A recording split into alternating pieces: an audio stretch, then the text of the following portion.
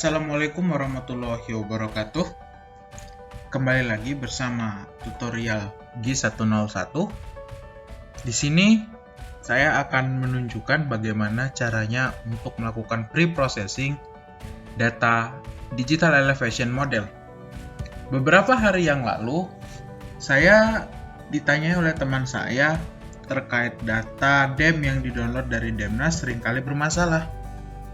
Saat dia membuat data slope atau kelerengan, data yang ditunjukkan tidak menunjukkan hasil yang sebenarnya, dan juga terkadang skalanya juga tidak terbaca dengan benar.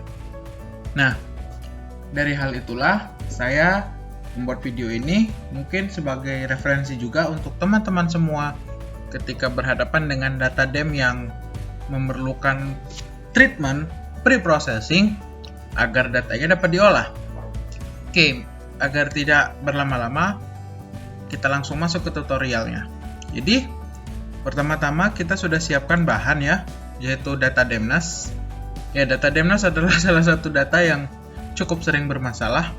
Jadi, saya akan menggunakan data DEM ini salah satu saja yang saya akan pakai ke dalam untuk di pre-processing ya, di ArcGIS gitu. Oke, software seperti biasa kita pakai ArcGIS, ArcMap ya, 10.8. Oke, kita akan kita masukkan dahulu datanya. Teman-teman bisa drag saja datanya. Oke, kita masuk. Oke, dibiarkan.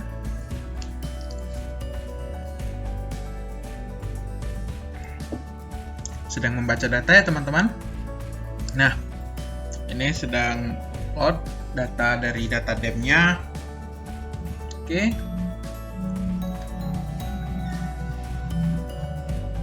Mungkin akan saya skip, bentar. Oke.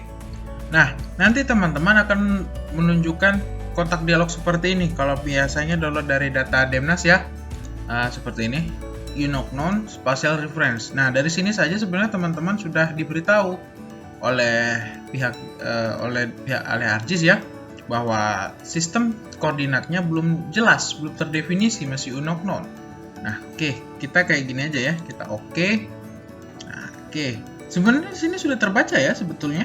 104 104.034 min 4512 decimal degree sebenarnya sudah terbaca, cuman datanya memang sistem koordinatnya belum didefinisikan, apa dia sebagai UTM atau dia sebagai WGS 1984. Maka kita coba cek dengan mengecek resource dari data dengan cara mengklik properties. Nanti teman-teman masuk properties, tab source, teman-teman buka. Nah, kita lihat ya, spatial reference-nya masih undefined, masih belum diketahui ya, belum didefinisikan. Nah, ini adalah sekarang, nah statistiknya belum ada, segala macamnya belum ada ya. Maka di sini tugas kita adalah untuk mendefinisikan. Seperti ini udah ada extend ya, udah ada nilainya sebetulnya ya. Nah, sekarang kita akan melakukan pre-processing. Nah, pre-processing itu akan kita lakukan dengan menggunakan ArcToolbox. Nah, di video ini saya akan menunjukkan dua jenis treatment pre-processing yang sering digunakan untuk data DEM yang sudah sebenarnya ini adalah data yang istilahnya tuh udah setengah matang ya, udah bisa diolah jadi bentuk apa. Bentuk mentahnya itu sebenarnya adalah data dari data bentuk seperti radar ya, SAR, Synthetic Aperture Radar. Jadi kalau misalnya teman-teman mengambilnya data dari ALOS, dari Pulsar, kemudian juga ngambilnya dari Sentinel-1, nah itu teman-teman masih perlu treatment pre-processing yang mungkin nanti akan kita bahas di lain video ya. Dan itu mohon maaf, mungkin laptop saya juga nggak kuat karena datanya lumayan gede. Sebagai gambaran, data Sentinel-1 itu untuk data level 0-nya aja 4 GB ya raw datanya ya. Saya nggak tahu kuat atau nggak laptop saya. Nah, di sini kita akan tunggu dulu, mungkin saya jeda lagi ya, mohon maaf. Oke, kemudian datanya sudah keluar ya, ArcToolbox ya. Nah, yang kita pakai itu Toolbox Data Management Tools. Teman-teman buka Data Management Tools. Kita akan ke Projection Transformation. Nah, seperti yang kita bilang tadi, ada dua yang treatment pre-processing yang akan kita lakukan. Pertama adalah Tools Define Projection dan juga Tools Project Raster ya. Jadi kita akan melakukan pertama adalah mendefinisikan ulang sistem koordinat. Kemudian kita akan melakukan yang namanya reproject atau mengubah sistem proyeksi dari data DEM. Nah, kita akan bahas satu-satu. Pertama adalah tools define projection. Kita klik 2 kali ya. Nah, teman-teman sebenarnya sudah mengetahui di sini ya. Tools ini digunakan untuk merekam sistem koordinat informasi yang lebih spesifik ya, untuk menunjukkan sebuah yang spesifik. Oke, kita klik 2 kali.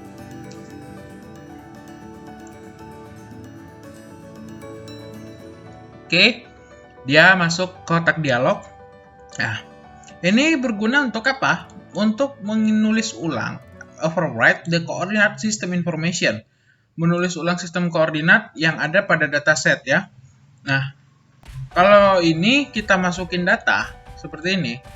Nah, sistemnya masih unokno. Nah, ini adalah saatnya kita untuk menggantinya. Nah, tadi kita sudah lihat di source ya, dia masih menggunakan sistem koordinat derajat ya. Jadi kita gunakan adalah WGS 1984, jangan yang ada UTM ya, yang standar, yang biasa aja. Oke, kita masukin ke Word. Kita cari WGS 1984 yang nggak ada embel-embelnya. Nah, biar nggak susah nanti kita tandain favorit ya, biar nanti dia langsung muncul di atas ini. Ya udah, kalau misalnya udah muncul, kita oke. Oke, DGCS sudah muncul, kita okein. Oke, ditunggu waktunya. Oke, sudah jadi. Sebenarnya sudah selesai ya untuk proyeksi awal ini, untuk treatment awal. Kita cek apakah sudah berubah ya, sudah. Dia sudah menggunakan sistem koordinat WGS 1984. Nah, kalau tapi di sini kita masih ada.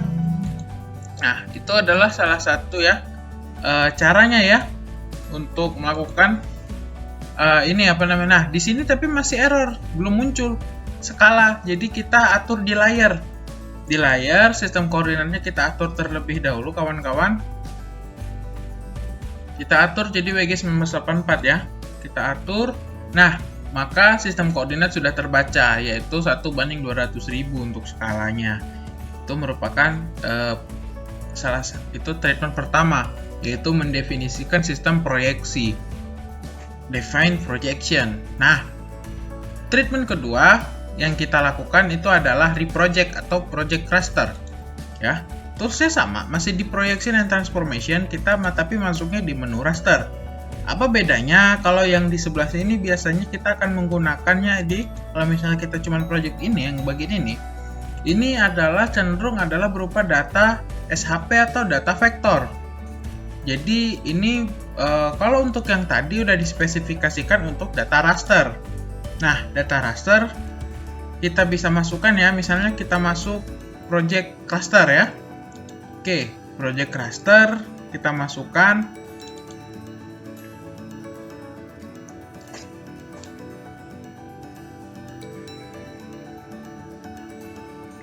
Oke, kita loading masih.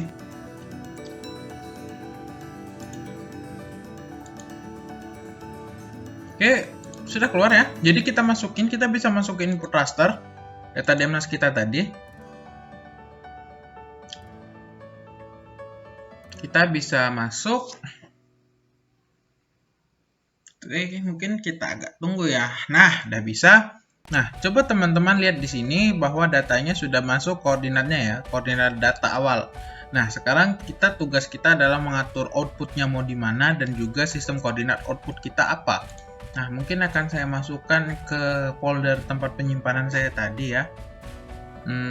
Oke, mungkin saya masukkan di G. Kemudian saya tadi namanya adalah content ya. Ini kita kasih namanya adalah bersama dengan format ya. Jadi formatnya adalah TIFF ya.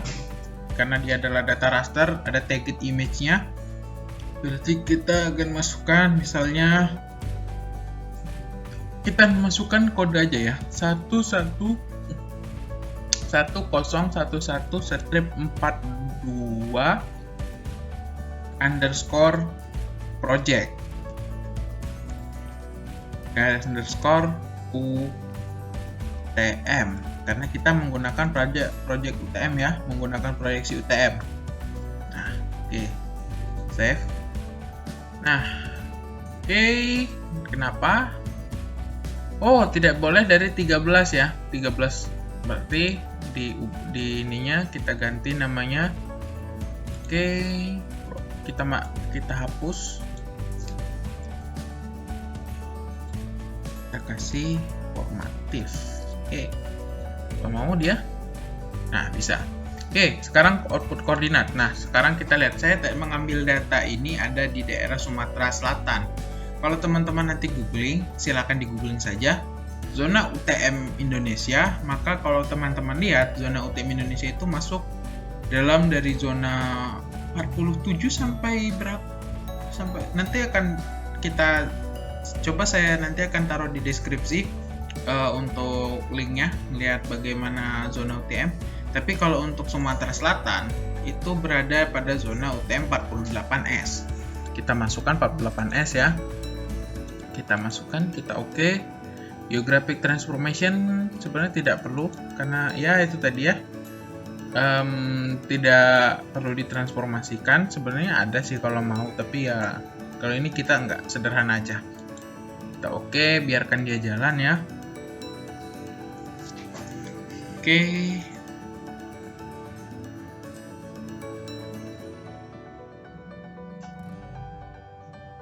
Sedang building piramid. Oke.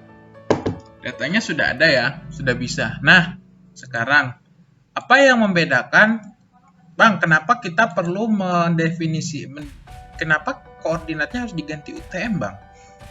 Oke. Sekarang kalau teman-teman bandingkan antara di bagian source ya, kalau dia menggunakan data UTM, teman-teman bakal melihat bahwa sistem koordinatnya berubah menjadi rangkaian angka seperti ini ya. Dan dia satuannya satuan linearnya menjadi meter ya. Berarti dia menggunakan unit panjang, unit meter, bukan menggunakan unit angular atau sudut. Jadi dia menggunakan meter. Nah, ini penting ketika kita berkaitan sama perhitungan geometri nantinya. Apa itu dia aspek dari slope, kelerengan, pengukuran tinggi, dan kalau misalnya lebih advance-nya lagi, kita bermain sama modeling 3 dimensi di Axin ya. Itu sangat penting dan itu harus diganti terlebih dahulu sistem koordinatnya menjadi sistem koordinat dari UTM ya. Jadi nggak bisa dia kalau pakai degree, dia akan datanya akan aneh gitu ketika di modeling gitu. Nah, oke, mungkin akan saya tunjukin bagaimana perbedaan data yang masih belum ditransfer ke UTM menjadi UTM. Mungkin pembahasan lebih lanjut akan saya bahas di video selanjutnya, tapi saya akan menunjukkan bagaimana data yang aneh ya, istilahnya kalau misalnya belum dibenerin gitu, belum di project lah ya istilahnya ya. Oke, kita masuk raster surface, kita akan masuk ke slope ya. Kita masuk ke slope. Kita akan menggunakan dua data tadi atau perbandingan ya.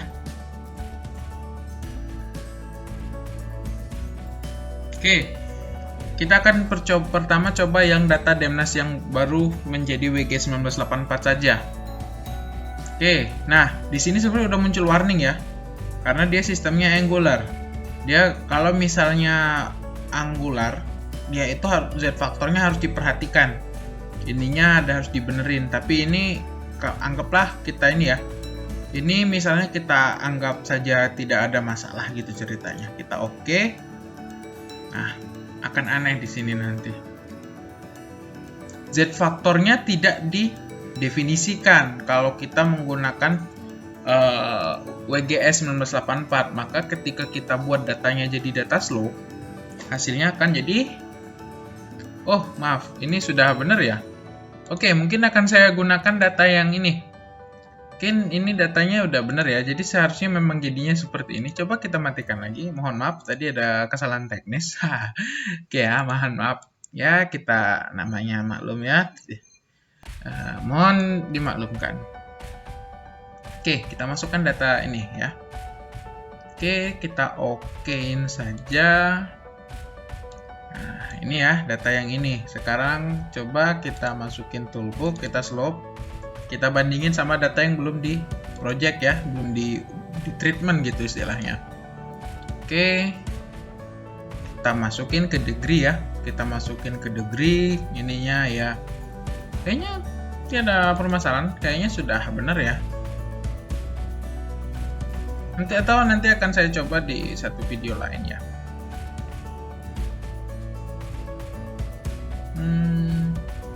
Ini ya, ini seharusnya data yang tadi belum di project ya. Maka dia akan menghasilkan data yang seperti ini bentuknya. Oke, bukan yang seperti ini ya. Ini tadi udah diolah datanya jadi lebih bagus ya. Nah, kalau data yang tidak di treatment, datanya akan terlihat seperti ini. Merah semua. Ya, adalah bercak-bercak kuningnya, tapi ya tadi. Nah, kalau kita lihat informasi dari sebaran nilainya menggunakan histogram, kita masuk simbologi, terus kita masuk ke classify ya. Data yang belum di treatment, sebaran datanya akan seperti ini. Tidak menunjukkan sebaran yang sebenarnya, karena perhitungannya masih menggunakan unit dari derajat. Nah, kalau misalnya kita lihat data slope yang sudah benar-benar hasil data treatment, maka seharusnya hasil datanya akan seperti ini. Dia menunjukkan grafik histogram persebaran dari betul-betul nilai dari slope-nya. Nah, oke, seperti ini kira-kira nanti teman-teman yang dihasilkan. Nah, itulah perbedaan terbesar ketika kalau kita menggunakan data yang belum di treatment dan juga data yang sudah di treatment, terutama contoh kasus adalah slope, dan kemudian datanya kemudian ada di Arcsine ya. Nah, mungkin itu akan dibahas di lain video. Oke, sekian, terima kasih sudah menonton video ini. Saya akhiri. Wassalamualaikum warahmatullahi wabarakatuh.